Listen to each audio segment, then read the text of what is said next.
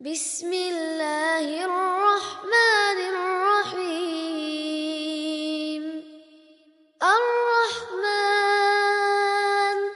علم القرآن خلق الإنسان علمه البيان الشيطان الرجيم بسم الله الرحمن الرحيم أم حسب الذين في قلوبهم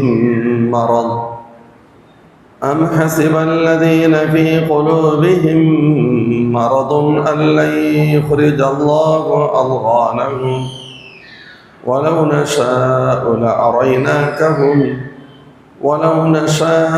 لأريناكهم فلعرفتهم بسيماهم ولتعرفنهم في لحن القول والله يعلم أعمالكم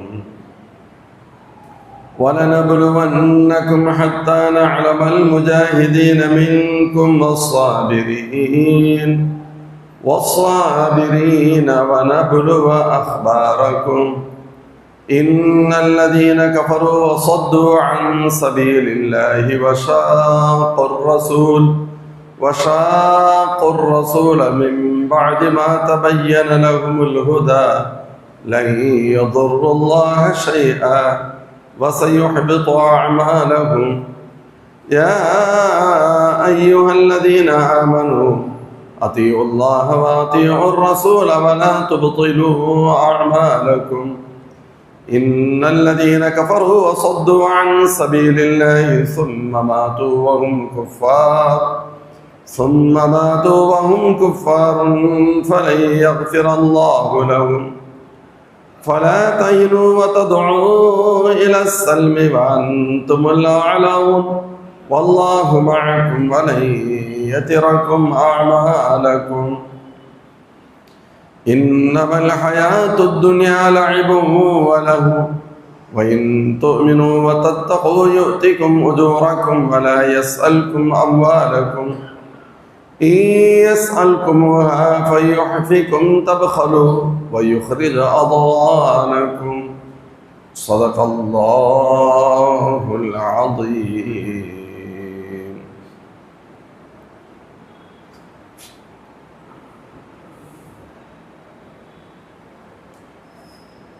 அல்லாஹ்வின் நல்லடியார்களே, அல்லாஹ் ஜல்ல ஷானஹு வ தஆலாவின் பேரருளால்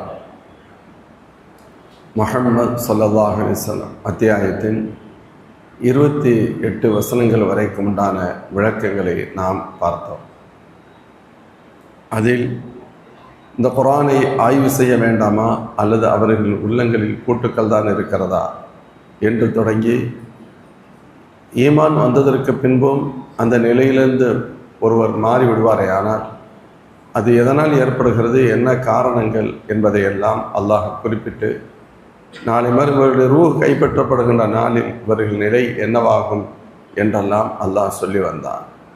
அதனுடைய தொடரில் முனாஃபிகீன்கள் எனும் நயவஞ்சகர்கள் தொடர்பாக அல்லாஹ் ஒரு தகவலை சொன்னார். அப்படி சொல்ல தொடங்கிய வசனம்தான் அம் ஹஸிபல்லதீன ஃபீ குலூபிஹிம் மரதுன் அல்லை யுக்ரிஜ் அல்லாஹு அத்கானஹும். அம் ஹஸிபல்லதீன ஃபீ குலூபிஹிம் மரதுன், எவர்களின் உள்ளங்களில் நோய்கள் இருக்கின்றதோ அவர்களுடைய உள்ளங்களில் இருக்கக்கூடிய குரோதங்களை அல்லாஹ் வெளிப்படுத்த மாட்டான் என்று கருதி கொண்டார்களா என்று அல்லாஹ் கேட்கின்றார். இறை நம்பிக்கையாளர்கள் ஒரு புறம், இன்னொரு புறம் இறை மறுப்பாளர்கள், அல்லாஹ்வை ஏற்றுக்கொண்ட ஒரு சமுதாயம், அல்லாஹ்வை ஏற்றுக்கொள்ளாத மறுத்த ஒரு சமுதாயம். இது இலகுவானது.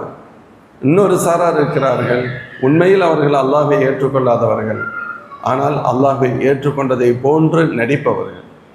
மறுமையை ஏற்றுக்கொள்ளாதவர்கள், மறுமையை ஏற்றுக்கொண்டதை போன்று நடிப்பவர்கள். சுருக்கமாக சொன்னால் இஸ்லாத்தை ஏற்றுக்கொள்ளாதவர்கள், ஆனால் முஸ்லிம்களை போன்று நடிப்பவர்கள்.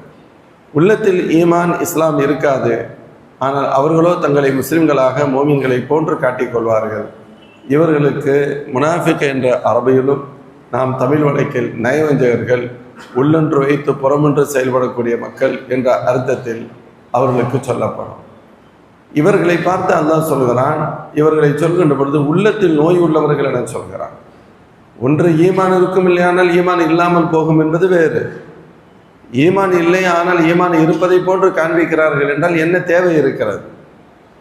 அப்படியானால் இவர்கள் ஏற்றுக்கொண்டதாக காண்பித்த ஈமானில் இவர்களுக்கு உறுதி இல்லை, இவர்களுக்கு ஏதோ சந்தேகம் இருக்கிறது. அந்த சந்தேகத்தை தான் அல்லாஹ் நோய் என சொல்கிறார். யாருடைய உள்ளங்களில் நோய் இருக்கிறதோ அத்தகையவர்கள், அதாவது உள்ளத்தில் ஈமான் இல்லை, அவங்களுடைய ஈமானில் உறுதி இல்லை, அந்த ஈமானுக்கு பின்னால் சந்தேகம் இருக்கிறது, அந்த ஈமானுக்கு பின்னால் உறுதித்தன்மை இல்லாமல் இருக்கிறது, இவர்களை அல்லாஹ் உள்ள நோயாளிகள் என சொல்கிறார். நோய்கள் இரண்டு வகைப்படும். ஒன்று உடலுக்கு ஏற்படுகின்ற நோய், ஜுரம் வரும், அடிபடும், கைகால் பல பிரச்சனைகள். இன்னொன்று ஃபிசிக்கலாக நல்லா இருப்பாங்க, அவங்களுடைய மென்டலி அல்லது அதாவது அவருடைய இதயம், மென்டல் என்று சொல்வதை விட இதயத்தில் ஒரு பெரிய பலகீனம் இருக்கும். சில சமயங்களில் நாம் நோய்கள் பலவிதம், அதாவது ஜுரம் ஏற்படுறது, தலைவலி, மற்ற பல பிரச்சனைகள், இதெல்லாம் வெளிப்படையானது.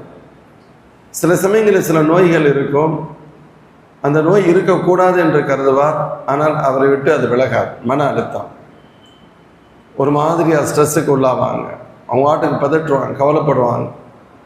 இது ஒரு வகையான, இதை யாரும் அல்லாஹ் சொல்லக்கூடிய இந்த நோய் என்று கருதிவிடக்கூடாது.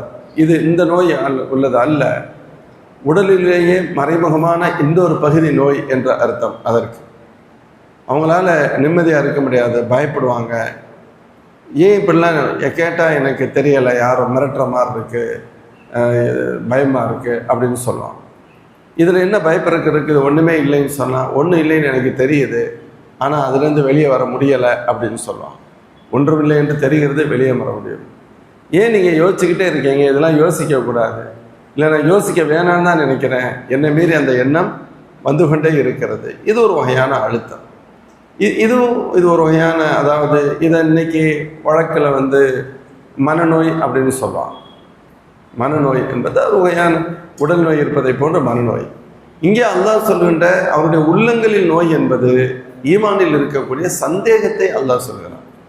ஈமானில் உறுதி இல்லாத நிலை, ஈமானில் உறுதி இல்லாத நிலை, அதை அவங்களால முழுசாக ஏற்றுக்கிற முடியலை, நம்ப முடியலை, சந்தேகமாக இருக்கு.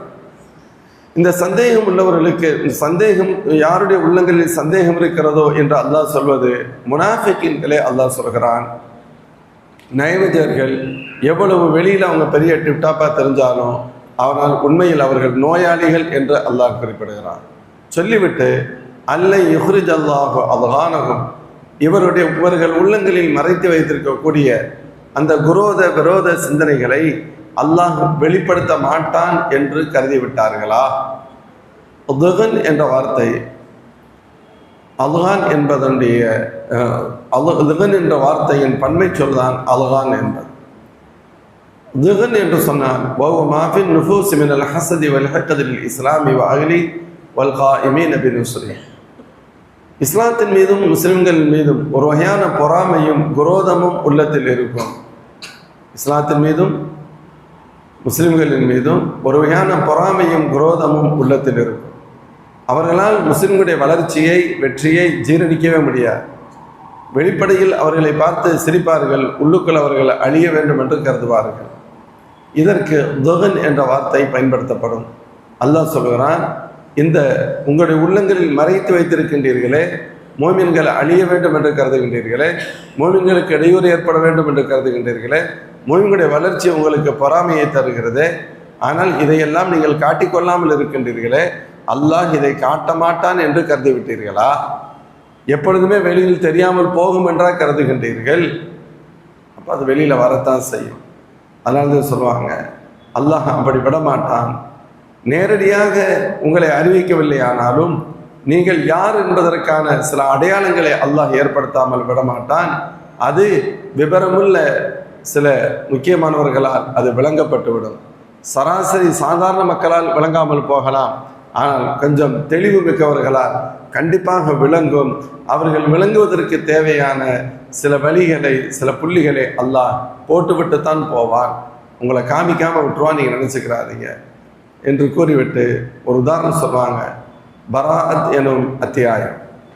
பராஅ அப்படிங்கிறது எந்த அத்தியாயம்னு சொன்னால் அதுக்கு தௌபான்னு ஒரு பேர், பராஅத் அப்படின்னு அந்த அத்தியாயத்திற்கு பெயர். 10வது ஜுஸுவில் வாழமு என்று தொடங்குகின்ற ஜுஸுவின் கால் பகுதிக்கு பின்னால், கால் ஜுஸுவுக்கு பின்னால் ஒரு அத்தியாயம் தொடங்குவோம். அந்த அத்தியாயத்தை ஓதுகின்ற பொழுது பிஸ்மில்லாஹிர் ரஹ்மானிர் ரஹீம் சொல்ல மாட்டோம். கேள்விப்பட்டிருப்பேன், குர்ஆனில் ஒரே ஒரு அத்தியாயம் பிஸ்மில்லா சொல்லி தொடங்காத அத்தியாயம். அந்த அத்தியாயம்தான் பராஅ என்ற அத்தியாயம். அது எங்கே இருக்குது? 10வது ஜுஸு வாழமு என்ற 10வது ஜுஸுடைய கால் பகுதியில் இருக்குது. அந்த அத்தியாயத்திற்கு 2 பேர் உண்டு. பராத் என்ற ஒரு பெயரும் உண்டு, அத்தௌபா என்ற பெயரும் உண்டு. அந்த அத்தியாயத்தின் வழியாக முனாஃபிகீன்களை அல்லாஹ் அவருடைய அடையாளங்களை சொல்லி அடையாளங்களை சொல்கிறான். அதனால் சில பேர் அந்த அத்தியாயத்திற்கு அல் ஃபாதிஹா, அதாவது தவறானவர்களை தோலுரித்த அத்தியாயம் என்று சொல்வார். தீயவர்களை அடையாளப்படுத்திய அத்தியாயம், இழிவுபடுத்திய அத்தியாயம் என்றும் அதற்கு ஒரு பேர் உண்டு. அந்த அளவிற்கு அல்லாஹ் ஜல்ல ஷானுஹு வ தஆலா அந்த அத்தியாயத்தில் முனாஃபிகீன்கள் தொடர்பாகவும் அவர்களுடைய அருவருக்கத்தக்க செயல்கள் தொடர்பாகவும் அல்லாஹ் ஜல்ல ஷானுஹு வ தஆலா நிறைய சொல்லி இருக்கிறான். இது போன்று இது வந்ததுக்கு பின்னால் அவங்களுக்கு தெரிஞ்சு, ஆகா நம்மளை தெரியாது நினச்சிக்கிட்டோம், ஆனால் நாம் காட்டி கொடுக்கப்பட்டு விட்டோமே, நம்மை தெரிந்து கொண்டதே என்று அவர்கள் கருதுகின்ற அளவிற்கு இருந்தார். அல்லாஹ் கூறுகிறான், இவர்கள் இப்படி நினைக்கின்றார்களா, அவர்களுடைய உள்ளத்தில் மறைத்து வைத்திருப்பதை அல்லாஹ் வெளிப்படுத்த மாட்டான் என்று கூறிவிட்டு, வலவு நஷாஉ லஅரைனாக்கஹும், யா ரசூலல்லாஹ் நாம் நாடினால் உங்களுக்கு அவர்களை அடையாளம் காட்டி இருப்போம். பல அரஃப்தஹும் பிஸீமாஹும், அவர்களின் அடையாளங்களை வைத்து, பிரத்யேக அடையாளங்களை வைத்து இன்னார் இன்னார் தான் என்று நீங்கள் கண்டிப்பாக அறிந்து கொள்வீர்கள் என்று அல்லாஹ் சொல்கிறார். நம்ம அதை விரும்பலை. நம்ம நாடி இருந்தால் யார் என்று தெளிவாக சொல்லியிருப்போம். ஆனாலும் நாம் அதை விரும்பவில்லைன்னு சொன்னால் அவர்கள் எல்லோரையும், முனாஃபிகீன்கள் நிறைய பேர் இருந்தாங்க, எல்லோரையும் இப்படி வெளிப்படையாக நாம் காண்பிக்கவில்லை. ஏன்னு சொன்னால் அது இந்த உலகம் தாங்க. சில விஷயங்களை, ரகசியமான விஷயங்களை ரகசியமாக விட்டுறது தான் நல்லது. ரொம்ப போட்டு ஆய்வு செஞ்சு அதை நான் உண்மையை கண்டுபிடிக்க போகிறேன்னு சொன்னால் தேவையில்லாத குழப்பங்கள் தான் வரும். எனவே தான் ரகசியங்களுக்கே உரியவனிடத்தில் ஒப்படைத்து விடுவோம் என சொல்வார். நாம் வெளிப்படையாக வைத்து தீர்ப்பு செய்வோம். நகக்கும் இப்போ தவாயிர், நாம் வெளிப்படையை கொண்டு தீர்ப்பு செய்வோம். இப்போ நம்மள்ட்ட ஒருத்தர் வர்றாரு, கேட்குறாங்க, சேர்த்து ஒருத்தர் ஒது செஞ்சார், வெள்ளிக்கிழமை வந்தார், நியத் செய்தார், தக்பீர் கட்டினார், ருக்கு செஞ்சார், சஜ்ஜா செஞ்சார், நம்மை போன்ற அத்தியாயத்தில் உட்கார்ந்தார், சலாம் கொடுத்தார். இவருடைய தொழுகை கூடுமான்னு கேட்டால் கூடுன்னு தான் சொல்லும். இவருடைய தொழுகை கூடுன்னு தான் சொல்லும். அவ்வளோதான் நம்ம சொல்ல முடியும். வந்தவர் சொல்கிறாரு, ஹஸரத் இவர் முஸ்லீமே இல்லை, இவர் சும்மா ஒரு உளவாளி, நம்மளை இது பண்ணுற காத்தவன். நம்ம எப்படி தெரியும்? நஹக்கும் பித்தவாஹிர், நாம் வெளிப்படையை கொண்டு தான் சட்டம் சொல்ல முடியும். அந்தரங்க ஹகீகத் பைனஹும் பைனல்லாஹ், அவர்களுக்கும் அல்லாஹ்வுக்கும் மத்தியில் உண்டாகும். அதை நம்ம ஒன்றும் என்ன செய்ய முடியாது, சொல்ல முடியாது. ரொம்ப டீப்பாக நம்ம உள்ளேயும் போக முடியாது. நாம் ஒருவரின் புறச் செயல்களைத்தான் சொல்ல முடியுமே தவிர அவருடைய மனதில் என்ன இருக்கிறது என்பதை அல்லாஹ்விடத்தில் ஒப்படைத்து விடுவோம். ஆனாலும் அல்லாஹ் ஜல்ல ஷானுஹு வ தஆலா ஸல்லல்லாஹு அலைஹி வஸல்லம் பார்த்து சொல்கிறான், யாராச்சும் நம்ம நாடி இருந்தால் அவர்களை உங்களுக்கு யார் என்று மிக தெளிவாக காட்டியிருப்போம். நீங்கள் அவங்கள தெரிஞ்சிருக்க முடியும். அப்படின்னா என்ன அர்த்தம்? நாம் நாடி இருந்தால் ஒரு நபர் விடாமல் எல்லோரையும் காண்பித்திருப்போம். ஆனால் நம்ம அப்படி செய்யலை. ஸல்லல்லாஹு அலைஹி வஸல்லம் சில நபர்களை அடையாளம் காட்டியிருக்கிறார். ஒரு ஹதீஸில் வரும், பெருமானார் ஸல்லல்லாஹு அலைஹி வஸல்லம் சொன்னாங்க, உக்பத் இப்னு அம்ர் ரலியல்லாஹு அன்ஹு அறிவிக்கக்கூடிய ஹதீஸ், அல்லாஹ்வின் திருத்தூதர் ஸல்லல்லாஹு அலைஹி வஸல்லம் ஒரு முறை எங்களுக்கு உபதேசம் செய்தார்கள். ஹதபனா ரசூலுல்லாஹி ஸல்லல்லாஹு அலைஹி வஸல்லம் ஹுத்பத்தன் ஃபஹமிதல்லாஹ வ அஸ்னா அலை, அல்லாஹ்வை புகழ்ந்தார்கள். அதற்கடுத்து சொன்னார்கள், சும்ம கால் இன்ன மின்கும் முனாஃபிகீன், உங்களில் நயவஞ்சகர்கள் இருக்கிறார்கள் அப்படின்னு சொன்னாங்க. ஸல்லல்லாஹு உங்களில் நயவஞ்சகர்கள் இருக்கிறார்கள் சொல்லிட்டு பெருமானார் சொன்னாங்க, ஃபமன் சம்மைது ஃபல்யகும், யாருடைய பெயரை நான் சொல்கின்றேனோ அவர் எழுந்து நிற்கட்டும். ஃபமன் சம்மைது ஃபல்யகும், யாருடைய பெயரை நான் சொல்கின்றேனோ அவர் எழுந்து நிற்கட்டும் என்று கூறிவிட்டு சொல்கிறாங்க. ஒரு கூட்டம் உட்கார்ந்துருக்கு, ஸல்லல்லாஹு உங்களை முனாஃபிகீன்கள் இருக்காங்க, நான் சொல்கிற ஆளுக்கு அப்படி எப்படியே எந்திரிச்சு இல்லைங்க சொல்லிட்டு பெருமானார் சொன்னார், சும்ம கால் கும் யா ஃபுலான் கும் யா ஃபுலான் கும் யா ஃபுலான், இன்னாரை எழுந்திரியுங்கள், இன்னாரை எழுந்திருங்கள் இன்னாரை எழுந்திருங்கன்ட்டு சலாசம் பேரை சொல்லிகிட்டே இருக்கிறாங்க. ஹதீஸ்ல வருகிறது, சாபி சொல்கிறாங்க, ஹத்தா சம்மா சித்தம் சலாசீன ரஜுலா 36 பெயர்களை குறிப்பிட்டார்கள். எத்தனை பேரை? 36 பெயர்களை குறிப்பிட்டார். சும்மகால், அதற்கு அடுத்து சொன்னார்கள் பெருமானார், இன்ன ஃபீக்கும் அவ் மின்கும், இன்னும் உங்களில் இருக்கிறார்கள். இன்னும் உங்களில், புரியுதா சொல்ற? 36 பேரை சொல்லிட்டாங்க, நிப்பாட்டிட்டாங்க, நான் முழுதாக முடித்து விட்டேன் என்று கருதாதீர்கள், இன்னும் உங்களில் இளைஞர்கள் இருக்கிறார்கள். அவங்களுக்கு தெரியலை, தெரியப்படுத்தலை, சொல்லலை. அப்போ அல்லாஹ் சொன்னா, நாம் நாடி இருந்தால் உங்களை அவர்களுக்கு காட்டி இருப்போம். அல்லாஹ் சிலரை பெருமானார்களுக்கு அப்படியே படம் பிடித்து காட்டி இருக்கிறான், சோன்சோ இன்னார் இன்னார்லாம் முனாஃபிக்குன்னு சொல்லி. ஆனால் எல்லோரையும் அல்லாஹ் காண்பித்திருக்கிறானா என்று கேட்டால் அல்லாஹ் காண்பிக்கவில்லை. அதற்கு காரணம், இந்த உலகத்தினுடைய புறப்போங்கிலேயே இந்த உலகத்தை விட்டுவிட வேண்டும். ரொம்ப டீப்பாக உள்ளே போனோம் அப்படின்னு சொன்னால் அது தாங்குவது சிரமம் என்பதால் அல்லாஹ் அப்படி ஏற்படுத்தியிருக்கிறான். இதற்கு பின்பு ஃபமர்ர உமர் பிரஜலின் மிம்மன் சும்மிய முகன்னான் கதுகான யாரிஃப், ஒருவர் தலையில் முக்காடு அணிந்திருக்கிறார், தலையில் முக்காடு அணிந்திருக்கிறார். அவரை கடந்து உமர் நாயகம் சென்றார்கள். தலையில் முக்காடு போட்டுக்கிட்டு இருக்கிறாரு, அவரை கடந்து செல்கின்றார்கள். அவர் யார் என்று உமர் நாயகத்திற்கு தெரியவும் செய்கிறது. அவர் யார் என்று தெரியுது. அவரை கடந்து போகிறாங்க, அவரை பார்க்குறாங்க, புதுசாக முக்காடு போட்டிருக்கிறார். அதுக்கு முன்னாடி அவர் முக்காடு போட்டவர் இல்லை. முக்காடு என்னத்தான் தலையை மறைச்சிருக்கிறார். ஹஸரத் உமர் தான் கேட்டாங்க, மாபாலு மாலக், ஏப்பா தலையை மூடிட்டு உட்காந்துருக்க, எதனால இப்படி இருக்குன்னு கேட்டாங்க. நம்ம சொன்னால் முக்காடு போடுறதுன்னா முகத்தை முழுசாக தெரியாது, ஒரு மாதிரியாக இங்கிட்ட நேராக நெத்திக்கு நேரம் வரவங்களுக்கு தெரியுமே தவிர சைடில் 2 பக்கம் இருந்து வர்றவங்களுக்கு யாருன்னு தெரிய முடியாது.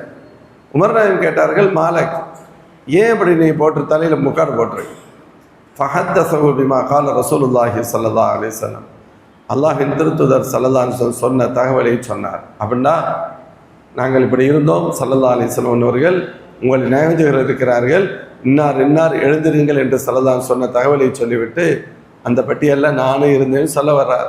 அதனால வெக்கப்பட்டு தெரிஞ்சு போச்சுல்ல, இதனால தலையில் அவர் முக்காடு போட்டுக்கிட்டு இருக்கிறார். ஹஸரத் உமர் நாயகம் சொன்னார்கள், முதல்லக்க சாயிரலையும், உனக்கு எப்பொழுதும் அல்லாஹ்வின் அருளை விட்டு நீ தூரமாகட்டும், நாசமா போ அப்படிங்கிற கருத்து. இறைவனின் பேரொருளை விட்டு நீ எப்பொழுதுமே தூரமாகிவிடு என்று கூறிவிட்டு அந்த இடத்தை வேகமாக கடந்து விட்டார்கள். அப்போ அல்லாஹ் சொல்றா, யார் ரசூலுல்லாஹ் நாடி இருந்தால் உங்களுக்கு அவர்களை அடையாளம் கொண்டு அவர்களை ரொம்ப தெளிவாக காமிச்சிருப்போம், ஃபோட்டோவே காமிச்சிருவோம், நீங்கள் அவங்களுடைய அடையாளத்தை வச்சு கண்டுபிடிச்சிருவீங்க. அப்படின்னா அர்த்தம், நாம் நாடினால் அவர்கள் எல்லோரையும் உங்களுக்கு காண்பித்திருப்போம். எல்லோரும் காண்பிக்கப்படலை சில காரணங்களால், அதுதான் நல்லது அப்படின்னு அல்லாஹ் விட்டுறான். ஆனாலும் அல்லாஹ் சொல்றான், எல்லோரையும் நம்ம காமிக்கலை, வல தாரிஃபன்னஹும் ஃபீ லஹனில் கவுல், அவர்களுடைய சொல் மொழியில் அவர்களை நீங்கள் அடையாளம் கண்டு கொள்வீர்கள் அப்படின்னு அல்லாஹ் சொல்றான். இதை அல்லாஹ் நமக்கு விட்டுட்டு தான் போயிருக்கான். அவருடைய சொல் மொழியில் அவர்களை நீங்கள் அடையாளம் கண்டு கொள்வீர்கள். அவங்க பேசுகிற ஸ்டைலில், இந்த பேசுகிற வார்த்தைகளில், இந்த பேசுகிற துணியிலேயே இவன் என்ன அர்த்தத்தில் பேசுகிறாங்கிறத உங்களால் கண்டுபிடிக்க முடியும். சில பேர் பார்க்குறோமா இல்லையா, அவன் பேசுகிற ஸ்டைல்லையே தெரிஞ்சிடும் இவன் நல்லவன் கெட்டவன் தெரிஞ்சிடும். அல்லாஹ் சொல்ல வர்றான், அதை நான் உங்களுக்கு விட்டுட்டு தான் வச்சிருக்கேன். வல தாரிஃபன்னஹும் ஃபீ லஹனில் கவுல், அவருடைய சொல்லுடைய அந்த தொனியிலேயே அவர்களை நீங்கள் கண்டிப்பாக கண்டுகொள்ள முடியும். அதனால தான் ஹஸரத் அமீருல் முஃமினீன் உஸ்மான் பின் அஃபான் ரலியல்லாஹு அன்ஹு சொல்வார், அல்லாஹ் அடையாளப்படுத்தாமல் இல்லை, அவங்களுடைய பேச்சு அவங்களுடைய நடைமுறையின் வழியாக தெரிவதற்கு வாய்ப்பைத்தான் ஏற்படுத்தி இருக்கிறான். உஸ்மான் பின் அஃபான் ரலியல்லாஹு சொல்லுவாங்க, மா அஸர்ர அஹதுன் சரீரத்தன் இல்லா அபுதாஹல்லாஹ் அலா ஸஃபஹாத்தி வஜ்ஹி வ ஃபல்தாத்தி லிசானி. அல்லாஹ் ஒருவன், எந்த ஒருவனும் யார் ரகசியத்தை மறைக்கிறாரோ அல்லாஹ் அதை வெளிப்படுத்தாமல் விடமாட்டான். அவனுடைய முகத்துடைய புற தோற்றத்திலும், அவனுடைய நாவின் உளறல்களிலும், அவனுடைய முகத்துடைய மாற்றத்தில், முகத்தினுடைய சஃபஹாத், அந்த ஃபேஸுடைய பேஜ், அந்த முகத்துடைய புறப்பகுதி இருக்குல்ல, இதில் அப்படியே அல்லாஹ் முகத்தில் தானே எல்லாத்தையுமே வச்சுருக்கிறான். நம்ம ரொம்ப சந்தோஷமாக இருக்கிறதும் முகத்தில் காமிக்க முடியுது, ரொம்ப கவலையாக இருக்கிறது முகத்தில் காமிக்க முடியுது, ரொம்ப கோபமாக இருக்கிறதே முகத்தில் காமிக்க முடியுது. எவ்வளோ பெரிய ஆச்சரியம். ஆனால் முகம் ஒன்றாத்தான் இருக்குது. இதில் உள்ளே போய் ஏதாவது நம்ம வேலை செய்கிறோமான்னு கேட்டால் வேலை செய்யலை. ஆனால் அது வெளிப்படுத்துவதற்கான ஒரு சூழலை, வாய்ப்புகளை, அடையாளங்களை அல்லாஹ் இன்பில்ட்டா வச்சிருக்கிறான்.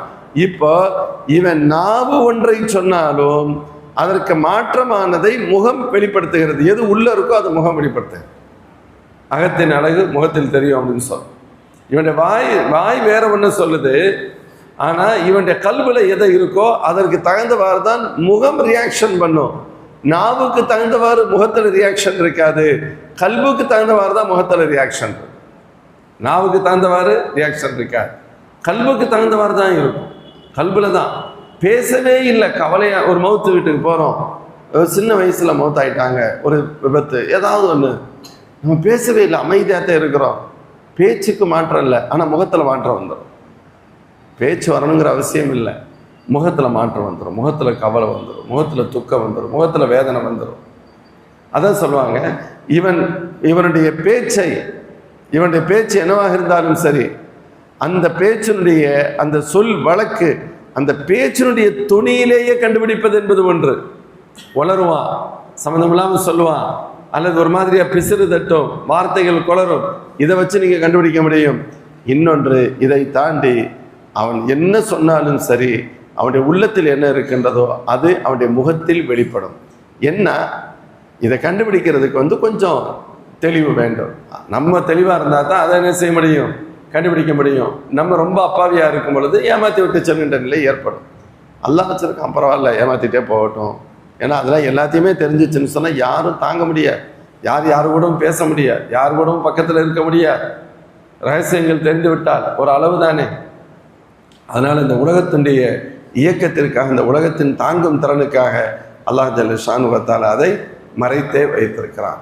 சிலதான் சொல்லுவாங்க, அல்லாஹ் சொல்கிறான், யாரை சொல்ல அதை நாம் நாடி இருந்தால் உங்களுக்கு முழுமையாக காட்டியிருப்போம். ஆனால் அப்போ முழுமையாக காட்டலை. ஆனாலும் அவருடைய சொல் மொழியை வைத்து நீங்கள் கண்டுகொள்ள முடியும். சொல் மொழியை வச்சு கண்டிப்பாக கண்டுகொள்ள முடியும்.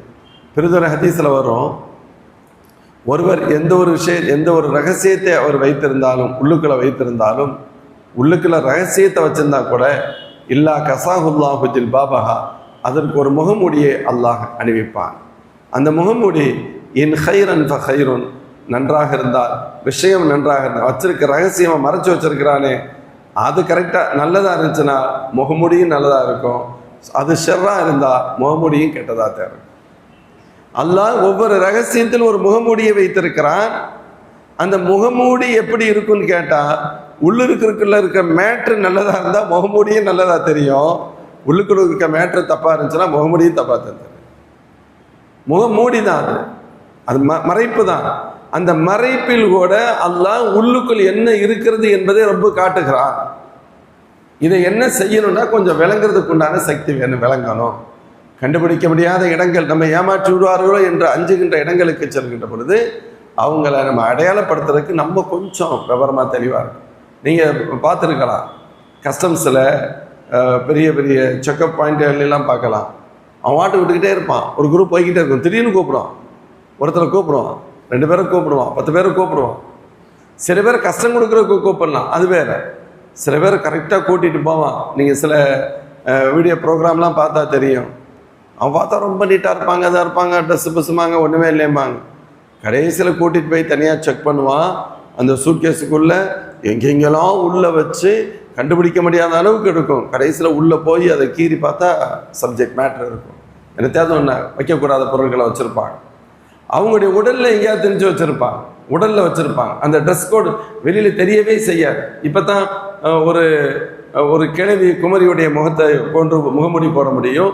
ஒரு 20 வயசு பொண்ணு 70 வயசு கிழவி மாதிரி முகமூடியை போட முடியும். அப்படி போட்டுட்டு வரும் பொழுது பார்த்தா 20 வயசாக இருந்தாலும் கிழவி மாதிரியே இருப்பாங்க, 70 வயசாக இருந்தாலும் சின்ன பிள்ளைங்க மாதிரியே கூட இருப்பாங்க. இது ஒரு பக்கம். இன்னொன்று, வயிற்றில் இது பண்ணுறான். ஒரு பெண், கர்ப்பிணி பெண் மாதிரி தெரிகிறதுக்கு வயிறு அந்த இடத்துல மட்டும் பெருசாக தெரிகிற மாதிரியான ஏற்பாடு. உண்மையில் அது வயிறு அல்ல, வயிற்றுக்கு மேலே ஒரு பொருளை வச்சுருக்காங்க. ஆனால் அதுக்கு உள்ளே என்ன வச்சுருப்பான், நான் சொல்கிறேன் ரொம்ப ஈஸியானது, இவ்வளவுலாம் ரொம்ப மைன்யூட்டாக, ரொம்ப மைன்யூட்டாக வெளியில் தெரியாத முடியாத அளவுக்கு வச்சுருக்கிறாங்க. இவங்களை கூட்டிகிட்டு போய் செக் பண்ணுவான், ஆனா பெண்ணா, கடைசியில் பார்த்தா என்னென்னலாம் இருக்கும். இவனுக்கு எப்படி தெரிஞ்சிச்சு? அது ஒரு லாங்குவேஜ், அது ஒரு லாங்குவேஜ் பாடி லாங்குவேஜ். உடல் இருக்க உடல் மொழி பேசு. 1000 தான் இருக்கட்டும், நம்ம டிக்கெட்டு எடுத்துட்டோம், டிக்கெட் நமக்கு தெரியாமல் கீழே விழுந்துருச்சு, ட்ரெயினில் உட்காந்துருக்குறோம். நீங்கள் ரொம்ப தெனாவட்டில் தான் உட்காந்துருப்பீங்க, தைரியமாக இருப்பீங்க, கொஞ்சம் கூட அது இருக்காது. டிக்கெட் எடுக்காமல் போய் உட்காந்துட்டோம், வேணும்னு கூட இல்லை, டிக்கெட் எடுத்தால் ட்ரெயின் போயிடும், ரொம்ப எமர்ஜென்சி போய் ஆகணும், டிக்கெட் எடுக்காமல் உட்காந்துச்சு, ஏமாத்தனுங்கிற எண்ணம் கூட இல்லை, டிக்கெட் எடுக்கலாம். இப்போ ஒரு நாய் வராது, பார்க்குறவனையெல்லாம் டிடி மாதிரியே தெரியும், இவன் யூனிஃபார்ம் இல்லாமல் வந்திருக்கிறானோ அப்படின்னு வரும். அவன் என்ன மாதிரி கேட்டால் இவன் கேட்கறதுக்கு முன்னாடி 3 பதில் சொல்லுவான், ஈஸியாக கண்டுபிடிச்சு சொல்லுவான். 1 கேட்டால் 2 பதில் சொல்லுவான், ரொம்ப ஈஸி. நம்மளுடைய பாடி லாங்குவேஜ், நம்மளுடைய அணுகுமுறை, நம்ம உட்காந்துருக்க ஸ்டைலு, நம்ம பேசுகிற துணி, நம்ம பார்க்குற பார்வை, இந்த பயிற்சி அவர்களுக்கு கொடுக்கப்படும். அவன் இருக்கிற 1000 பேர்ட்டையும் ஒவ்வொருத்தையும் 3 கம்பார்ட்மெண்ட் ஒருத்தன் செக் பண்ணணும்டா, எல்லாத்தையும் அதை காமி இதை காமி அப்படி இப்படின்னு பார்த்தான்னா அவன் செக் பண்ணி பிடிக்க முடியாது. நீங்கள் பாருங்கள், ஈஸியாக ரொம்ப கிராஸ் செக் தான். சார் உங்கள் பேர் என்னங்க சார் சொல்லுவான், நீங்கள் பேரை சொல்லு, உங்கள்கிட்ட பேரை கேட்கணும், ஐடி கார்டு வாங்கி பார்க்கணும், எல்லாம் நேம் கரெக்டாக இருக்கான்னு பார்க்கணும், ஏஜ் கரெக்டாக இருக்கான்னு பார்க்கணும். சில சமயத்தில் பாருங்கள், ஒரு ஸ்பெல்லிங்கில் உங்களை போட்டு சாகடிப்பான். இது ஸ்பெல்லிங் மிஸ்டேக் சார், இது எனக்கு ஆபத்து சார், எனக்கு பிரச்சனை சார். வயசு ஒருத்தன் போன வருஷம் போட்டதே இந்த வருஷம் போட்டு எடுத்துருக்காங்க, கரெக்டாக டிக்கெட் எடுக்க சொல்லுவோம், அவர் பழைய ஏஜை போட்டு எடுத்துகிட்டே இருப்பாருன்னு வச்சுக்கோங்களேன். இதெல்லாம் முடியாது சார், அதெல்லாம் பிரச்சனை சார். பிரச்சனைனா பிரச்சனை தான். ஆனால் இவ்வளோ தூரம் பார்க்குறாங்கன்னு கேட்டால் 90% பெரும்பாலும் என்ன செய்வாங்க, கேட்கவே மாட்டான். சார் உங்கள் பேர் சொல்லுங்கள், அவ்வளோதான், அதுக்கடுத்து போயிடுவாங்க.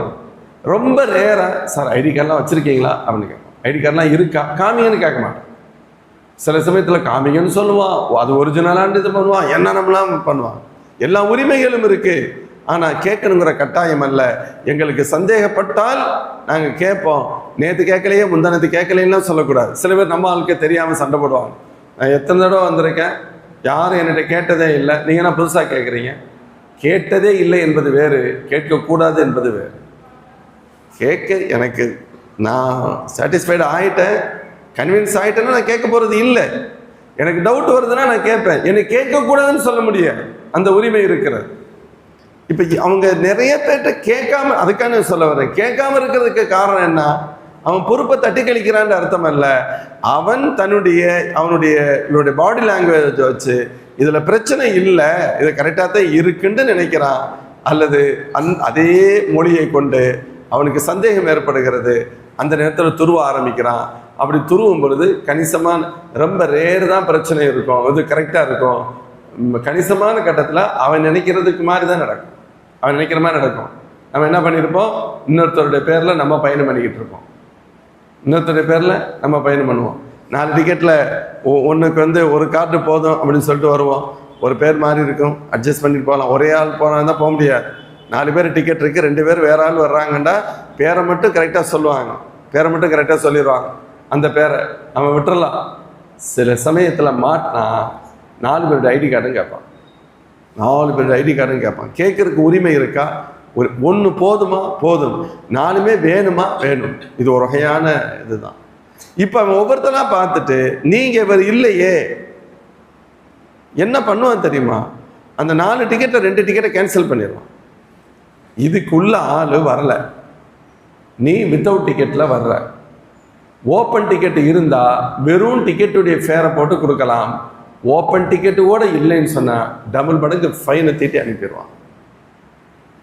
சரி, இப்போ நம்ம சொல்ல வர்றது, அவனுக்கு அந்த துறை சார்ந்து வேறு எல்லாமே அவருக்கு தெரியும்னாட்ட ஒரு மண்ணும் தெரியாது. அவன் வேலை செய்யக்கூடிய அந்த பணியில், அந்த துறையில் யார் எப்படி இருந்தால் கரெக்டாக இருக்கும் அல்லது பிரச்சனை இருக்கும் என்று தெரிந்து கொள்ள மாட்டான். இது அல்லாஹ் மனிதர்களுக்கு கற்றுக் கொடுக்கக்கூடிய ஒரு ஞானம். அதே போன்றுதான் நல்லோர்களையும் தீயோர்களையும் அவர்களுடைய சொல் மொழியும் சொல்லுடைய துணியை வைத்தும் என்ன செய்ய முடியும், கண்டிப்பாக பார்க்க முடியும், கண்டிப்பாக அடையாளம் கண்டு கொள்ள முடியும். அல்லாஹ் அப்படித்தான் வச்சிருக்கிறான், நாம தெரியறதுக்கு முயற்சி பண்ணணும். மேலும் அல்லாஹ் சொல்லுகிறான்,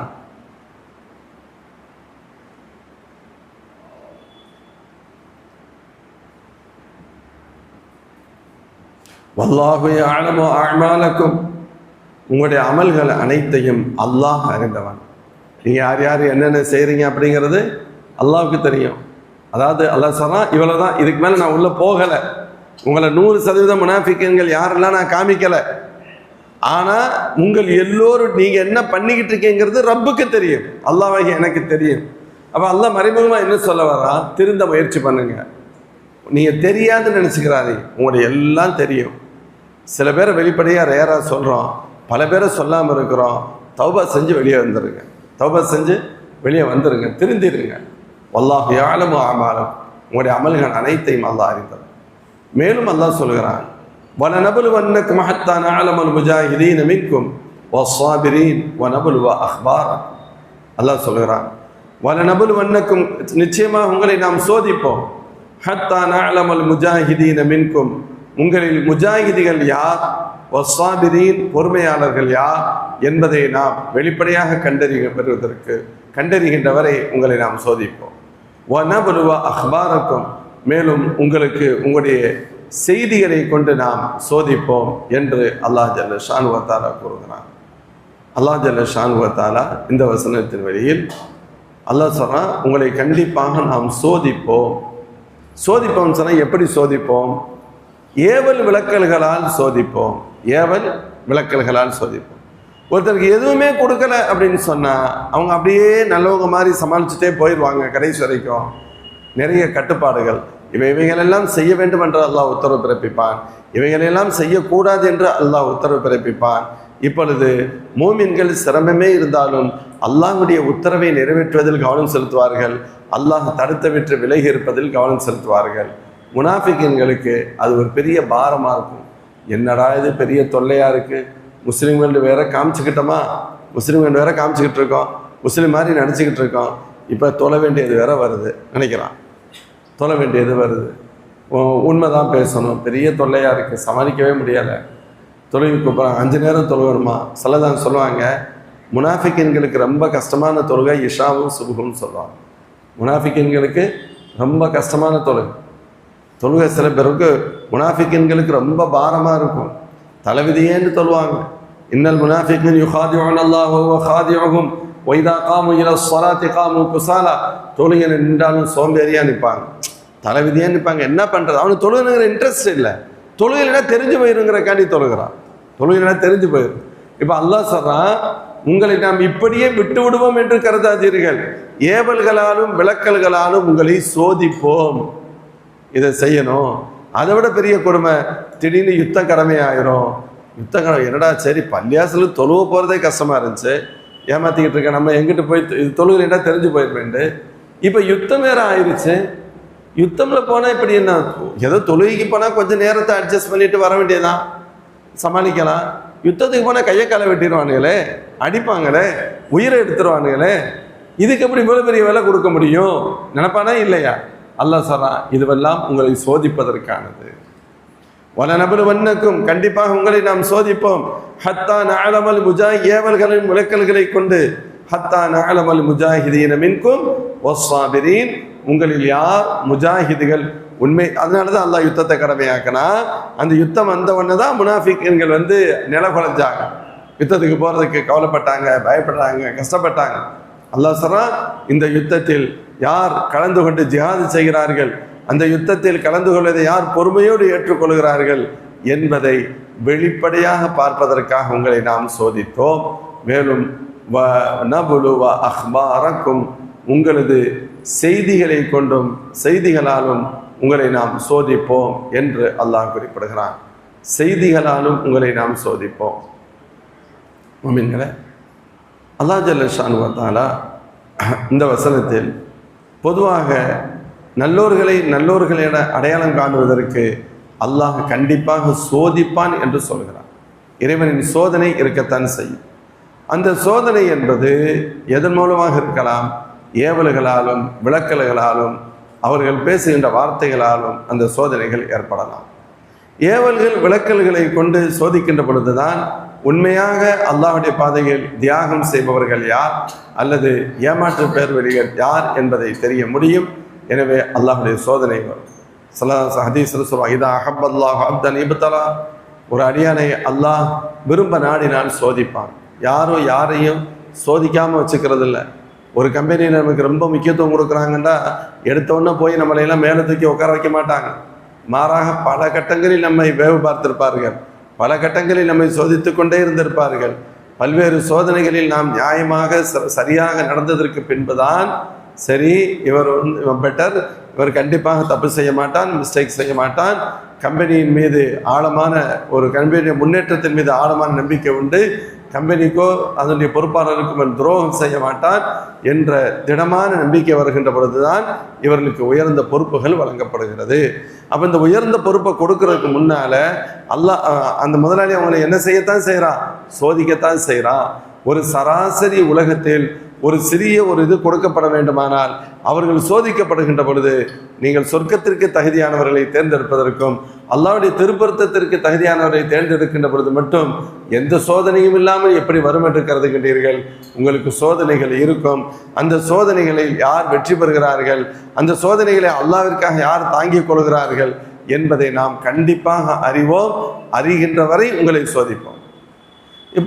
இப்போ ஒரு கேள்வி வரும், அப்படியானால் அல்லாஹ்வுக்கு முன்கூட்டியே தெரியுமா தெரியாதா? இவன் நல்லவனா கெட்டவனா, இவன் உண்மையிலேயே முஜாஹித் தானா, இறைப்பாதையில் போரிடுபவனா, பொறுமையோடு போரிடுபவனா, அல்லது ஏமாற்ற பேர் வழியா அப்படிங்கிற ரப்புக்கு தெரியுமா தெரியாதா? அல்லாஹ்வுக்கு தெரியத்தானே செய்யும். அல்லாஹ்வுடைய முன் இல்மில் முன்பே அல்லாஹ்விற்கு தெரியும் என்ற அந்த ஞானத்தில் சந்தேகம் என்பது பொருள் அல்ல. அதனால தான் ஹஸரத் அப்துல்லா இப்னு அப்பாஸ் ரலியல்லாஹு அன்ஹு இது போன்ற வசனங்கள் எல்லாவற்றுக்கும் அவர்கள் இப்படி பதில் சொல்வார்கள், ஹத்தா நஅலமல் முஜாஹிதீன மின்கும் அஸ்ஸாபிரீன், உங்களில் முஜாஹிதுகளையும் பொறுமையாளர்களையும் நாம் அறிகின்றவரை என்பதற்கு அர்த்தம் சொன்னார் இல்லா லீனாரா, நாம் பார்க்கின்ற வரை, வெளிப்படையாக நானும் பார்த்து மக்களுக்கும் காண்பிக்கின்ற வரை உங்களை நான் சோதிப்பேன். நாம் அறிகின்ற அல்லாஹ்வுடைய வார்த்தைக்கு நான் அறிகின்ற வரை அப்படின்னு சொன்னா அல்லாஹ்விற்கு தான் முதவே தெரியுமே அப்படிங்கிற கொஸ்டின் வர்றதுனால அறிதல் என்பதற்கு அங்கே ஹஸரத் அப்துல்லா இப்னு அப்பாஸ் ரலியல்லாஹு என்ன அர்த்தம் சொல்லுவாங்க, நான் வெளிப்படையாக பார்க்கின்ற வரை, வெளிப்படையாக அதை மக்களுக்கு காண்பிக்கின்ற வரை. எனக்கு ஏற்கனவே தெரியும் இவன் யாரு, எப்படி இருப்பான், என்ன பண்ணுவான்னு தெரியும். வெளி உலகத்திற்கு தெரியுமா? தெரியா. வெளி உலகத்திற்கும் காண்பிக்க வேண்டும். அந்த காட்சியை நான் நேரடியாக பார்க்க வேண்டும். அதுவரை உங்களுக்கு சோதனைகள் இருக்கும். அதுவரை உங்களுக்கு சோதனைகள் இருக்கும். சோதனைகள் இல்லாமல் உங்களில் எவரும் விடப்பட மாட்டார்கள் என்பது இந்த ஆயத்தின் பொருளாகும்.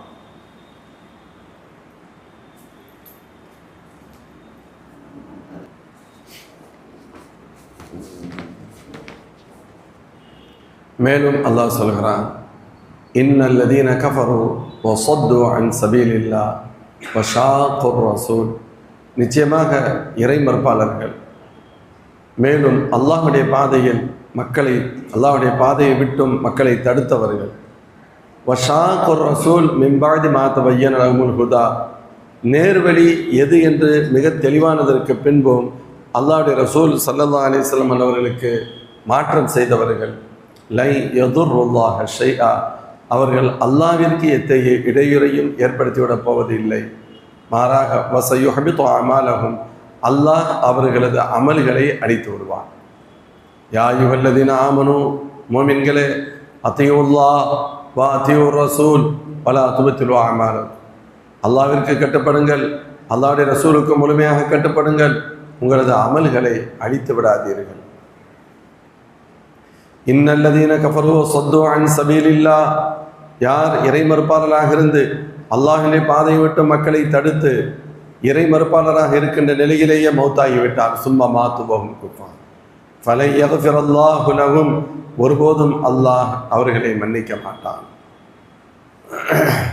ஃபலா தஹினு வ ததுஉ இலஸ்ஸல் வ அன்தும் லஅலவுன், நீங்கள் பலகீனம் அடைந்து விட வேண்டாம், நீங்கள் ஒப்பந்தத்திற்கும் செல்ல வேண்டாம், நீங்கள் உயர்ந்திருக்கின்ற நிலையில் அல்லாஹ் உங்களோடு இருக்கிறான், உங்களுக்கு ஒரு குறையும் விடமாட்டான். முஃமின்களே, இந்த வசனங்கள் இன்னல்லதீன கஃபரு வஸத்து அன் சபீலில்லாஹ், ஈமான் இழந்தவர்கள், ஈமானை ஏற்றுக்கொள்ளாதவர்கள், அல்லாஹ்வுடைய பாதை விட்டு மக்களை தடுக்கக்கூடியவர்கள், ஹிதாயத் வந்ததற்கு பின்பும் அல்லாஹ்வுடைய ரசூல் ஸல்லல்லாஹு அலைஹி வஸல்லம் மாற்றம் செய்தவர்கள், இவங்களை பற்றி சொல்லுகின்ற பொழுது இவர்கள் அல்லாஹ்விற்கு இடையூறு ஏற்படுத்த மாட்டார்கள், அவருடைய அமல்களை அல்லாஹ் அழித்து விடுவான். அதாவது இந்த வசனத்தில் ஒரு சாரார் ஈமானை ஏற்றுக்கொள்ளாத ஒரு கூட்டம், தாங்களும் ஏற்றுக்கொள்ளாமல் இருந்து மற்றவர்களையும் ஏற்றுக்கொள்வதை தடுத்த ஒரு கூட்டம், மூன்றாவது ஒரு கூட்டம் அல்லாஹ்வின் திருத்தூதர் ஸல்லல்லாஹு அலைஹி வஸல்லம் அன்னவர்களுக்கு திட்டமிட்டு மாறு செய்யக்கூடிய ஒரு கூட்டம். அப்படின்னா அல்லாஹ் என்ன சொல்ல வர்றான், நேர்வழி தெளிவானதற்கு பின்பும் அல்லாஹ்வுடைய ரசூலுக்கு மாற்றம் செய்தவர்கள். அப்படின்னா எது ஹிதாயத்தை அப்படிங்கிறது 100% தெளிவுபடுத்தப்பட்டதற்கு பின்பும் கூட ஈமானை ஏற்று அதற்கு அடுத்து ஒருவேளை அதிலிருந்து வெளியேறி விடுபவர்கள், ஈமானை ஏற்று ஈமானிலிருந்து வெளியேறி விடுபவர்கள், இவர்களுக்கு முர்த்தத்து அப்படின்னு சொல்லுவோம். உங்களுக்கு பேர் என்ன? முர்த்தத்து, மதம் மாறியவர்கள், ஈமானை விட்டு வெளியே சென்றவர்கள். அது பெரிய குற்றம், பெரும் குற்றம், கடுமையான குற்றத்தின் உச்சம் அது. அல்லாஹ் சொல்ற, யார் இப்படியெல்லாம் ஒன்று ஈமானையே ஏற்றுக்கொள்ளாத ஒரு சாரார், அல்லது ஈமானை ஏற்றுக்கொண்டதற்கு பின்பு ஈமானை விட்டு வெளியேறியவர்கள்.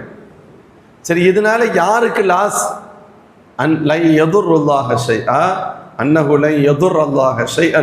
அவர்கள் அல்லாவிற்கு அல்லாவிற்கு எத்தகைய இடையூறையும் ஏற்படுத்த மாட்டார்கள். இப்படி போறதுனால அல்லாவிற்கு இழப்பு ஏற்பட்டு விட்டதா என்று கேட்டால், இழப்பு அல்லாவிற்கு அல்ல, இவர்களுக்குத்தான் இழப்பு. இவருடைய அமல்கள் அனைத்தையும் அல்லாஹ் அழித்து விடுவான். இப்போ இன்னைக்கு எத்தனையோ இறைமறுப்பார்களை பார்க்கின்றோம், அல்லாஹ்வுடைய பாதையில் விட்டும் மக்களை தடுத்தவங்களையும் பார்க்குறோம். இன்னொரு பக்கத்தில் ஈமானை ஏற்றுக்கொண்டதற்கு பின்பு ஈமானை விட்டு வெளியே போகக்கூடிய ஒரு கூட்டத்தையும் பார்க்கின்றோம். இந்த மூன்றாவது கேட்டகரி தான் இருத்திதாத், முர்த்தத் அப்படின்னு சொல்லுவோம். இது இருக்கா அப்படின்னு கேட்டால் இருக்கத்தான் செய்யுது. எப்படி வெளியிலிருந்து இந்த சத்திய மார்க்கத்தை புரிந்து ஈமானை ஏற்றுக்கொள்ளக்கூடிய எண்ணிக்கை கூடுதலாக இருக்கிறதோ, அவங்க இறைமறுப்பாளர்கள், ஒன்று ஹிந்துசன சொல்லப்படக்கூடிய பல்வேறு சிந்தனை உள்ளவர்கள், அல்லது கிறிஸ்தவர்கள், இப்படி யார் வேண்டுமானாலும் இருக்கட்டும், இவர்கள் ஒருபுறம் ஈமானுடைய அந்த உயர்வை விளங்கி உண்மையை விளங்கி ஈமானுக்கு வர்றவங்களும் இருக்கிறாங்க, நம்ம பார்க்கணும். இன்னொரு பக்கத்தில் இந்த ஈமானிலேயே பிறந்து முஸ்லிம் குழந்தைகளாக பிறந்து வளர்ந்து ஏதேனும் அற்ப காரணங்களுக்காக, லவ் போன்ற காரணங்களுக்காக ஈமானை விட்டு வெளியே போகக்கூடிய ஆட்களையும் பார்க்கின்றோம், முர்த்தத்துகளையும் பார்க்கிறோம். இன்னைக்கு அல்லாஹ் பாதுகாக்கணும், அல்லாஹ் பாதுகாக்கணும். பெண்களிடத்தில், வாலிப பெண்களிடத்தில் இந்த பண்பு கொஞ்சம் பிரச்சனை கூடுதலாக இருக்கிறது. நம்ம பிள்ளைங்க பெரும்பாலும் இந்த இருத்திதாது என்பது அப்படி இல்லாமல் இருந்துச்சு ஒரு காலம். ஏன்னா ஈமானில் ஸ்ட்ராங்காக இருப்பான். இதுக்காக தான் நம்ம பிள்ளைங்களுக்கு அல்லாஹ் யார், ரசூல் யார் குழந்தைகள்லேருந்தே நமக்கு படித்து கொடுக்கக்கூடிய வழக்கம் நம்முடைய முன்னோரிடத்தில் இருந்தது. இதையெல்லாம் நம்ம ஸ்கூலு அது இதுன்ற ஃபேஷன் என்ற பேர்லேயோ பிள்ளைங்களுக்கு ஈமானை பற்றியே சொல்லிக் கொடுக்காம விட்டு கடைசியில் காலேஜ் ஸ்கூல் படிப்பு முடிச்சு காலேஜுக்கு போகும்போது எவனாவது ஒருத்தனை பார்த்து லவ் பண்ணிவிட்டு அவன் யார் எவன், அவனுக்கு ஈமான் இருக்கா, எதை பற்றியும் கவலையே இல்லை, கடைசியில் நமக்கும் சொல்லாமல் ஓடி போயிடுவாங்க. ஓடி போய் பல பெண்கள் பொட்டு வைத்து கொண்டும் அவர்களோடு அவர்களாக அப்படியே போய்விட்ட நிலையை பார்க்கின்றோம். இதற்கு பேர் என்ன? இருத்திதா, முர்த்தத்.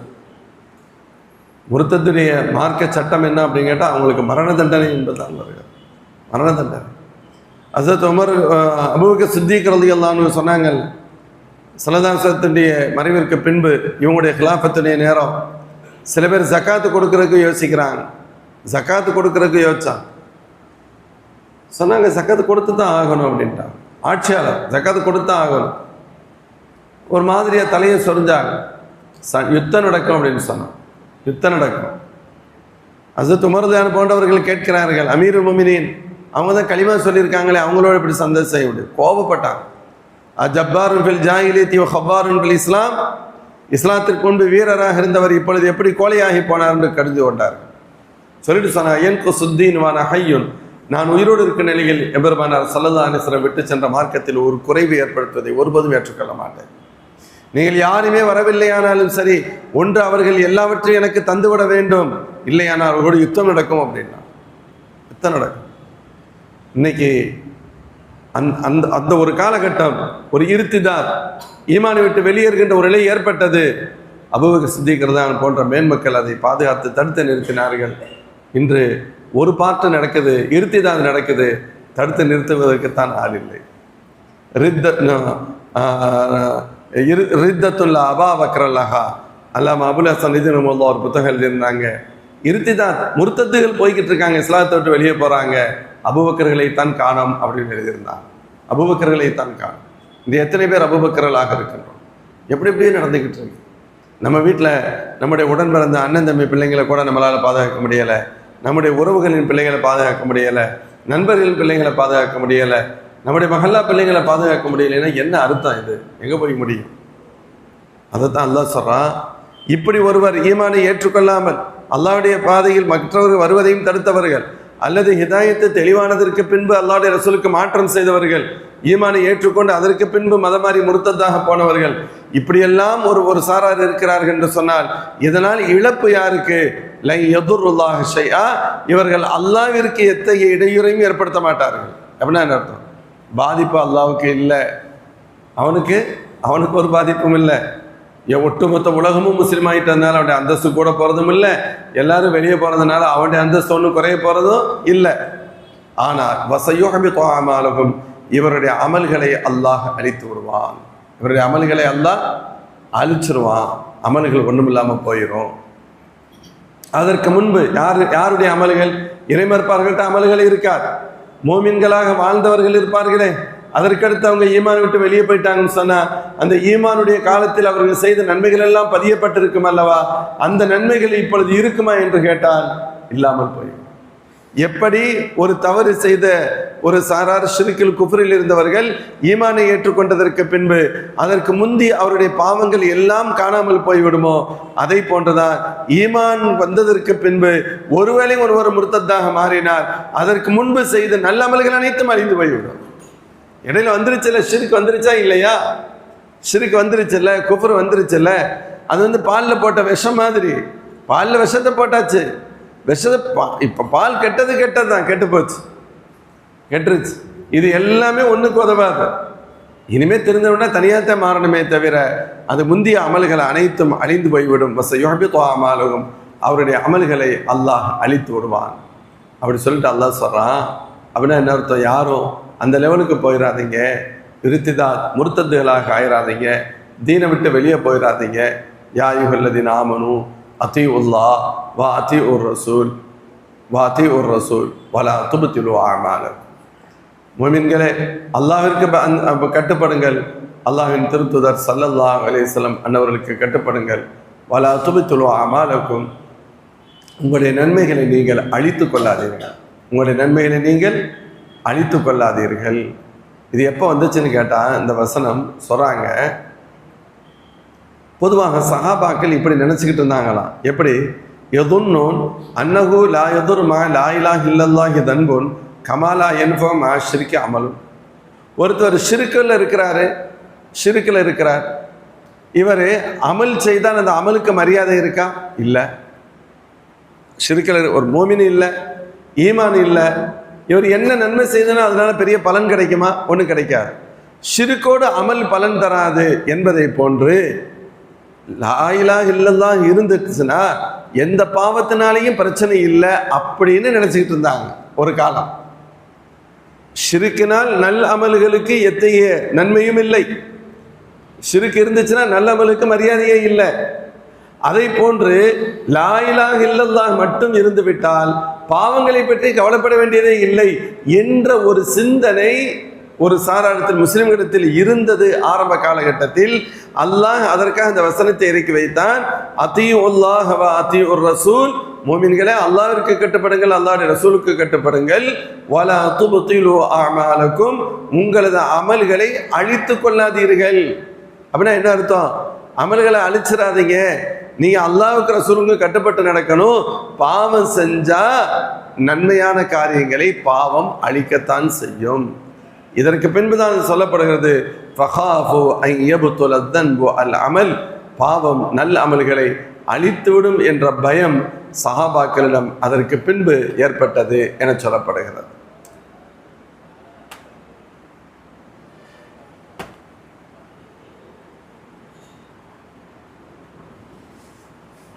அப்துல்லா இப்னு உமர் ரலியல்லாஹு அன்ஹு அறிவிக்கக்கூடிய ஒரு ஹதீஸ் இருக்கும்.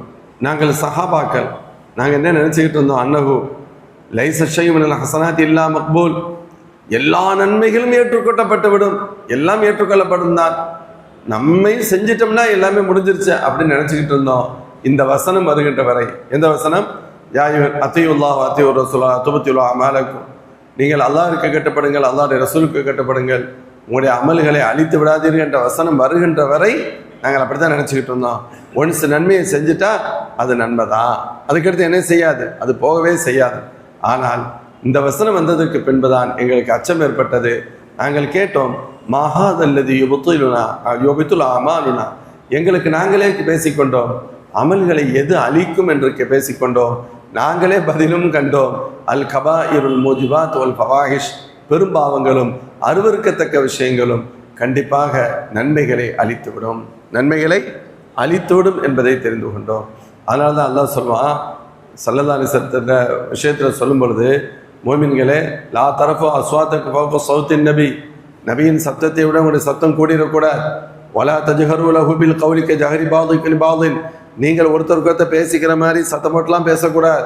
அப்படி பேசினால் அன் தஹபத் அமால், உங்களுடைய அமல்கள் அழிந்து போய்விடும், உங்களுடைய அமல்கள் அழிந்து போய்விடும்.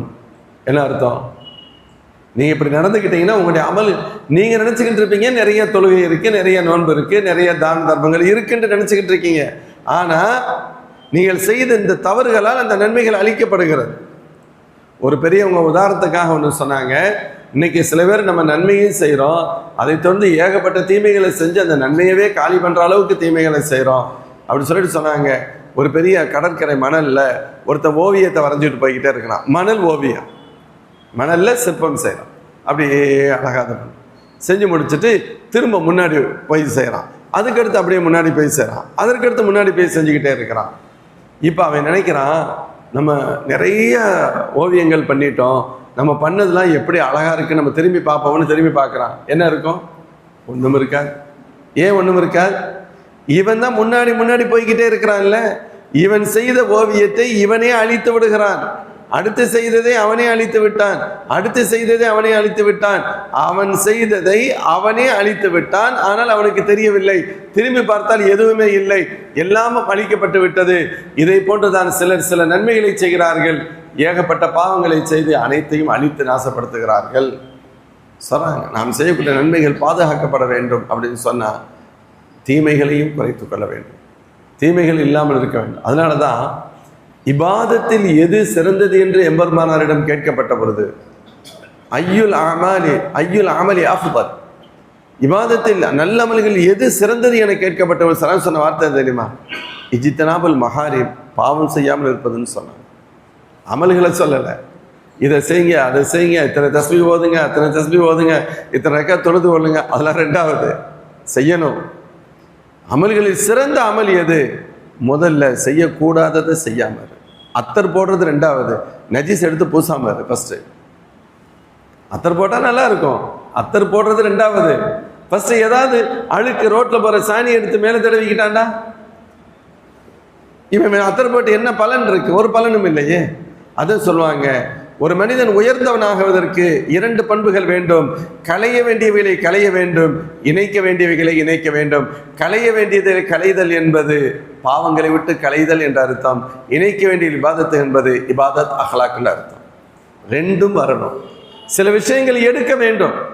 நம்மிடத்தில் இருக்கக்கூடிய பொறாமையை வெளியே எடுக்கணும், குரோதத்தை வெளியே எடுக்கணும், தப்பான எண்ணங்களை வெளியே எடுக்கணும். இதெல்லாம் எடுத்து வெளியில் எடுத்து போட்டுறணும்.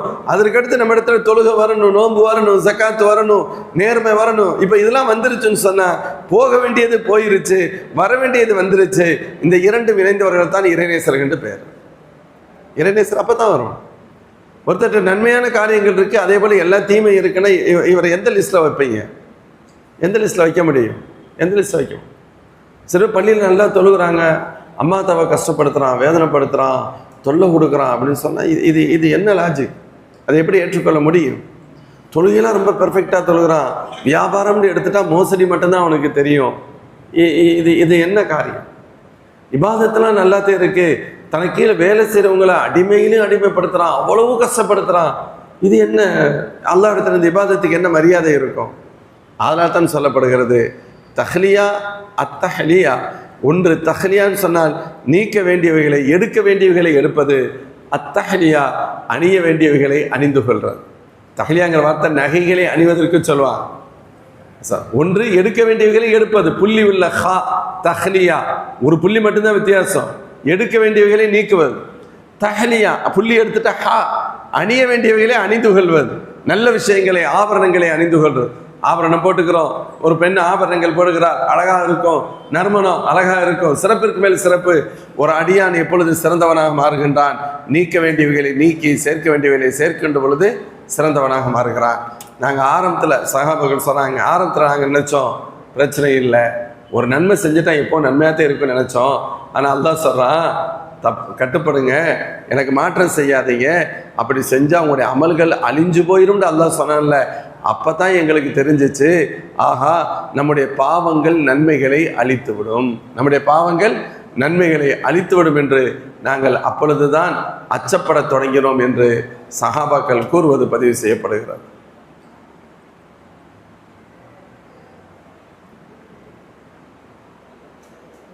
மேலும் அல்லாஹ் அந்த தொடரின் இறுதியாக சொல்கிறான், இன்னல்லதீன கஃபரு வஸத்து அன் சபீலில்லாஹ் சும்ம மாது வஹும் குஃபார் ஃபலன் யக்ஃபிரல்லாஹு லஹும். ஈமானை ஏற்றுக்கொள்ளாதவர்கள், அல்லாஹ்வுடைய பாதை விட்டு மக்களை தடுத்தவர்கள், இறைமறுப்பாளர்களாகவே மௌத்தானவர்கள், இறைமறுப்பாளர்களாகவே மௌத்தானவர்கள் அல்லாஹ் அவர்களை மன்னிக்கவே மாட்டான்.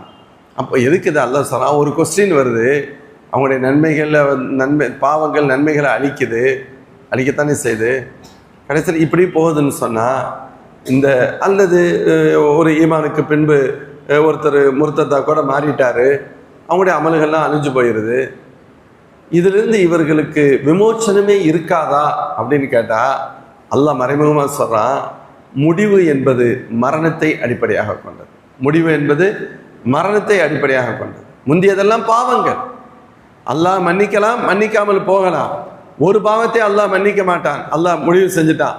இன்னல்லாஹ் லா யக்ஃபிரு அன் யுஷ்ரக பிஹி வ யக்ஃபிரு மா தூன ஸாலிக லிமன் யஷா. இணை வைத்தலை நான் மன்னிக்கவே மாட்டேன், மீதி உள்ளவைகளை மன்னிப்பேன். இணை வைத்தலை மன்னிக்கவே மாட்டேன். அந்த இணை வைத்தலை மன்னிக்கவே மாட்டேன் என்பதும் கூட இணை வைத்தல் வந்து விட்டதாலேயே மன்னிக்க மாட்டேன் என்பது பொருள் அல்ல, அல்லாஹ் மன்னிக்க மாட்டான் என்பது அர்த்தம் அல்ல. இணை வைத்தலோடு இறந்து விட்டவர்களே அல்லாஹ் மன்னிக்க மாட்டான் என்ற அர்த்தம். இன்னைக்கு ஒருத்தட்ட இடையில ஷிர்க் வந்துச்சு, குஃப்ர் வந்துருச்சு, திருப்பி ஒரு 5 வருஷம் கழிச்சு மீண்டும் முஸ்லீம் ஆயிட்டாங்க. இல்லை நீ இஸ்லாத்தை விட்டு போயிட்ட, திரும்ப நீ முஸ்லீமானதை அக்செப்ட் பண்ணி கொள்ளப்பட மாட்டான்னு சொல்ல முடியாது. இவர் எந்த நிலையில் இறந்தார் என்பதுதான் மிக முக்கியம்.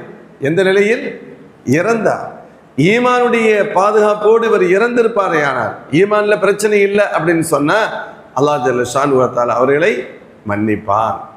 புரியுதில்லை? இடையில ஷிர்க் வந்துச்சு. இப்போ எத்தனையோ பேர் முஷ்ரிக்கெல்லாம் இருக்காங்க, ஈமானை ஏற்றுக்கிட்டோன்னு எல்லாம் மன்னிக்கப்படுதுன்னு சொல்லிடுறோம்ல. இதை போன்று ஒருவேளை இவர்கள் ஈமானை விட்டு வெளியே சென்றார்கள், மீண்டும் ஈமானுக்குள் வந்துவிட்டால் அல்லாஹ் அவர்களை மன்னிக்கத்தான் செய்வான். அவன் எந்த ஷிர்க்குக்கு மன்னிப்பே இல்லை, எந்த மரணம் ஷிர்க்கோடு முடிந்ததோ, எந்த மரணம் குஃப்ரோடு முடிந்து விட்டதோ, இதுக்கு அடுத்து பேசுறதுக்கு வேலையே இல்லை. அதைத்தான் அல்லாஹ் இங்கே சொல்றான், இன்னல்லதீன கஃபரு வஸத்து அன் சபீலில்லாஹ். நிச்சயமாக ஈமானை ஏற்றுக்கொள்ளாதவர்கள், அல்லாஹ்வுடைய பாதையை விட்டு மக்களை தடுத்தவர்கள், மேலும் இறைமறுப்பாளர்களாக மௌத்தானவர்கள். அதாவது சுருக்கமாக புரிகின்ற லாங்குவேஜில் சொன்னால், ஈமான் இல்லாமல் இறந்து விட்டவர்கள், ஃபலன் யக்ஃபிரல்லாஹு லஹும். அவர்களை அல்லாஹ் ஒருபோதும் மன்னிக்க மாட்டான். எந்த அளவிற்கு? அவர்களுக்கு மன்னிப்புக்குமாறு நாம் கேட்க கூட முடியாது. இப்போ இன்னைக்கு நம்முடைய அப்பா அம்மா இறந்துடுறாங்க, அவங்களுக்கு துவா செய்கிறோமா இல்லையா? 3ஆம் நாள் செய்கிறோம், 7ஆம் நாள் செய்கிறோம், 40 செய்கிறோம், என்னென்னமோ நம்ம கையில் ரோட்டில் போகும்போது காசை எடுத்து கொடுக்குறோம், ஏழைகளுக்கு கொடுத்துட்றோம். ஒரு கஷ்டப்படுறவங்களுக்கு 5000 ரூபா கொடுத்துட்டு எங்கள் அத்தா அம்மாவுக்கு நன்மை போயிட்டு நினைக்கிறோம், நான் தான் நடக்கும், சேரும். அப்புறம் யாசின் ஓதி அவங்களுக்காண்டி துவா செய்கிறோம், எல்லாமே கூடும், எல்லாம் செய்யணும் கூடும். ஆனால் இதெல்லாம் யாருக்கு தான் கூடும்? ஈமானோடு இறந்த பெற்றோர்களுக்கு. ஒருவேளை ஈமான் இல்லாமல் ஒருவர் அல்லாஹ் பாதுகாக்க இறந்திருந்தால், உலகத்தில் அவங்களுக்கு நீ ஹெல்ப் பண்ணுறதுலாம் பண்ணித்தான் இருக்கணும். ஒருத்தருடைய பெற்றோர் ஈமான் இல்லை, அந்த பெற்றோருக்கு இவன் ஒரு பையன் தான், சாப்பாடு கொடுக்கறது யாரு? இவன் தான் சாப்பாடு கொடுக்கணும். அதுலாம் நோ காம்ப்ரமைஸ். இவன் தான் சாப்பாடு கொடுக்கணும், இவன் அவங்கள தங்க வைக்கணும், உடம்பு சரியில்லைனா பாதுகாக்கணும், அத்தனை ஹிதமத்தை செய்யணும். அதில் மாறுபட்ட கருத்தே இல்லை. ஒருவேளை ஈமானே இல்லாமல் அவர் மரணித்து விட்டால் அவருக்காக பிழை பொறுக்க தேட முடியாது, மன்னிப்பு கேட்க அல்லாஹ் யா அல்லாஹ் என்னுடைய அப்பாவை மன்னிச்சிரு, என் அண்ணனை மன்னிச்சிரு, என்னுடைய சொந்தக்காரங்களை மன்னிச்சிருன்னு கேட்க முடியாது. ஆனால் ஹயாத்தோடு எல்லாமே செய்யலாம். இந்த உலகத்தினுடைய புறப்பார்வையில் என்னவெல்லாம் செய்யப்பட வேண்டுமோ அது அப்பாவோ அம்மாவோ அண்ணனோ யாரோ அவர்களுக்கு எல்லாமே செய்யலாம். அவர்களுக்காக ஹிதாயத்திற்கு துஆ செய்யலாம், அல்லது கண்ணீர் வடித்து மன்றாடி ரப்பிடத்தில் கேட்கலாம். ஆனால் ஒருவேளை அவர்கள் இறந்து விட்டால், யா அல்லாஹ் இப்படி இறந்து விட்டேன், அப்பாவை மன்னிச்சிருங்க அண்ணனும் கேட்கக்கூடாது. ما كان للنبي والذين آمنوا أن يستغفروا للمشركين ولو كانوا أولي قربى من بعد ما تبين لهم أنهم أصحاب الجحيم. கடுமையான வார்த்தை. எந்த ஒரு நபியும் அல்லது மோமின்களும் யார் ஈமான் இல்லாமல் விட்டார்களோ, மாக்கான் வல்லதீன ஆமனு அன் யஸ்தக்ஃபிரு லில் முஷ்ரிகீன், முஷ்ரிகீன்களுக்கு பிழை பொறுக்க தேடுவதற்கு எத்தகைய உரிமையும் இல்லை. அவர்கள் உறவுகளாக இருந்தாலும் சரி, வலவுக்கான ஒளிய குர்பா உறவுகளாக கூட இருக்கட்டும், ஈமான் இல்லாத நிலையில் மரணித்து விட்டால் அவர்களுக்கு நீங்கள் ஒன்றும் கேட்க முடியாது, இஸ்திக்பார் கூட செய்ய முடியாது. அப்போது இந்த தவறுகளிலிருந்து வெளியே வரணும். அந்த தவறுகள் அதில் அல்லாஹ் நம்முடைய தீமையான செயல்கள் நன்மைகளை அழிச்சிருது, எச்சரிக்கையாக இருக்கணும். ஈமானை விட்டுட்டு வெளியே போயிட்டா டோட்டல் எல்லா நன்மைகளுமே போய்விடும். ஆனாலும் ஒருவன் திருப்பி வந்து விட்டால் அல்லாஹ் அவனை மன்னிப்பான். அல்லாஹ் மன்னிப்பான். யார் ஈமானுக்கு திரும்ப வராமல் ஷிர்கோடோ குஃப்ரோடையே யார் மரணித்து விட்டார்களோ அல்லாஹும் அவர்களை மன்னிக்க மாட்டான். அல்லாஹ்வுடைய அடியார்களான மோமின்களில் தொடங்கிய நபிமார்கள் வரை அவர்களுக்காக பாவ மன்னிப்பு கேட்பதற்கு கூட அனுமதி இல்லை. அல்லாஹ் மன்னிக்க மாட்டான், சொல்லிட்டான். நீங்களும் என்னிடத்தில் கேட்கக்கூடாது என்று அல்லாஹ் குறிப்பிடுகிறார். பிஸ்மில்லாஹிர் ரஹ்மானிர் ரஹீம். அல்ஹம்துலில்லாஹி ரப்பில் ஆலமீன். வஸ்ஸலாத்து வஸ்ஸலாமு அலா ரசூலிக சய்யிதனா நபியினா மௌலானா முஹம்மதின் வபாரிக் வஸல்லிம் அலைஹி. اللهم ارزقنا علم التوحيد وعمل الإخلاص وصحة العقل وحسن الخاتمة. اللهم آت أنفسنا تقواها وزكها أنت خير من زكاها أنت وليها ومولاها. اللهم ربنا أتمم لنا نورنا واغفر لنا إنك على كل شيء قدير. اللهم ربنا اغفر وارحم وأنت خير الراحمين. وصل وسلم على رسولك سيدنا محمد صلى الله عليه وسلم وعلى آله وصحبه أجمعين والحمد لله رب العالمين. صلى الله عليه وسلم. صدق الله العظيم.